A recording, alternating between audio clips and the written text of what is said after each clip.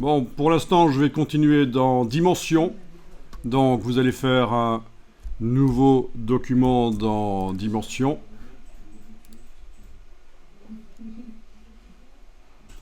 Et on va aller chercher dans les ressources pour démarrer, dans les formes de base, on va aller chercher un cube. Voilà, cube. Donc parmi les propriétés du cube, vous avez en bas, quand vous scrollez, quelque chose qui s'appelle biseau. Vous pouvez l'enclencher. On va aller mettre un biseau sur le cube. Donc une fois que c'est enclenché, je scrolle à nouveau. Vous avez le rayon du biseau. Vous pouvez tester. Donc le cube fait 20 cm et là, c'est un biseau de là, 1 cm, 2, 3, blablabla. Et à la fin, ça ne ressemble plus à un cube, c'est une sphère forcément, à force d'avoir un biseau immense. Mais là, vous allez choisir d'avoir un biseau correct. Voilà. Au passage, vous voyez que vous avez aussi la possibilité de gérer le nombre de côtés du biseau. Actuellement, le biseau est quand même bien courbe, 20 côtés. On ne voit quasiment pas les côtés, donc... mais si on diminue, ça va donner des choses plus intéressantes peut-être. Voilà, je suis à 12.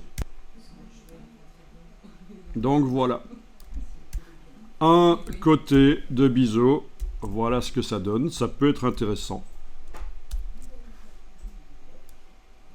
2, 3, 4, blablabla. Voilà. Je vais en mettre un peu plus. Je vais en mettre au minimum 12. Comme ça, on a quand même un arrondi. Alors, je reviens dans les propriétés du cube qui est actuellement sélectionné. La taille, l'échelle, c'est cassé. La chaîne, donc je peux modifier l'échelle Y là ou là. Pour faire une boîte plate, voilà. Ce genre-là. Vous voyez que c'est pas difficile de faire un produit Apple. En quelques secondes, c'est fait. C'est l'iCube. l'iFlat Cube.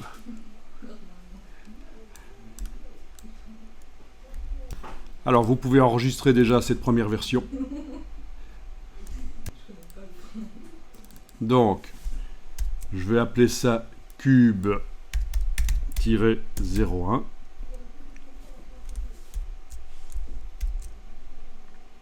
Oui, je vais même préciser cube art nouveau. Cube art nouveau-01. Voilà.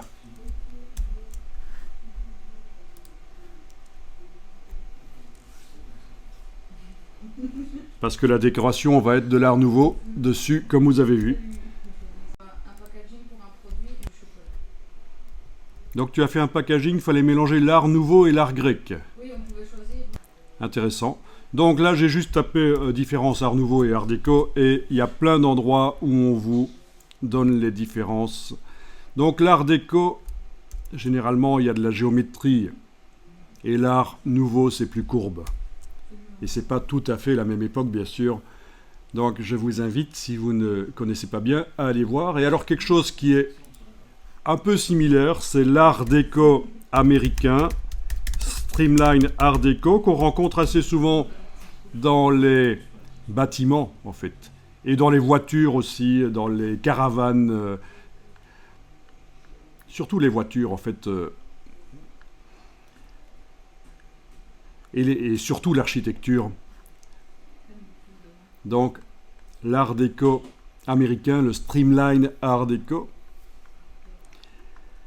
C'est un peu plus compliqué que ça, mais bon.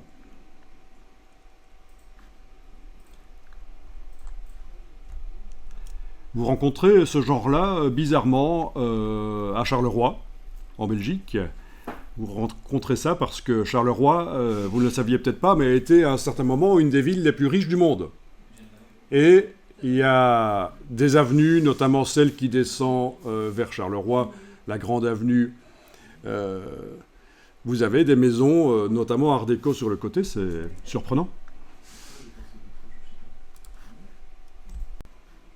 Alors, votre cube aplati, on va lui mettre une matière. On va lui mettre une matière mat.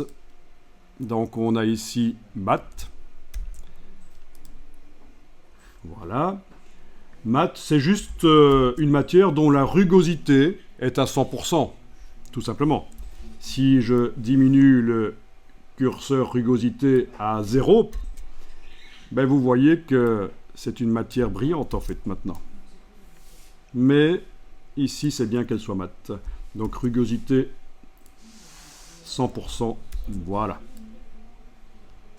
La couleur de la matière, on va faire du sombre. Donc je clique là et je vais aller choisir du sombre.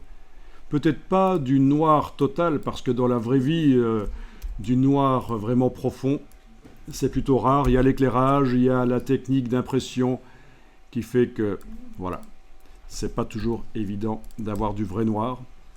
Est-ce que vous avez déjà entendu parler du noir le plus profond qui existe, le Vanta Black? Ouais. Ah, je vous montre. Quoi qu'il paraît qu'il a été détrôné, il y a encore plus noir maintenant. Donc c'est une matière, le Vanta Black, qui a un albédo, donc un pouvoir de réflexion vraiment extrêmement faible, tellement faible que quand on voit un objet qui a cette matière-là, on a l'impression de voir une forme noire, on ne voit pas de détails, tellement ça réfléchit pas à la lumière en fait, le Vanta Black. Et ça fonctionne avec des surfaces nanoparticules qui capturent toute la lumière. Oui, il y a des gens qui s'amusent à faire des voitures Vanta Black, bonjour le dégât, en cas d'accident, on pourrait leur reprocher qu'ils n'étaient pas très visibles en fait. Mais bon. Bon, je vais enregistrer le fichier à nouveau parce que j'enregistre pour les archives plusieurs fois en changeant le nom.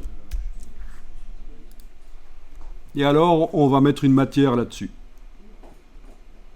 Donc, l'objet est sélectionné, fichier, importer, placer l'image sur le modèle, c'est grisé. Savez-vous pourquoi?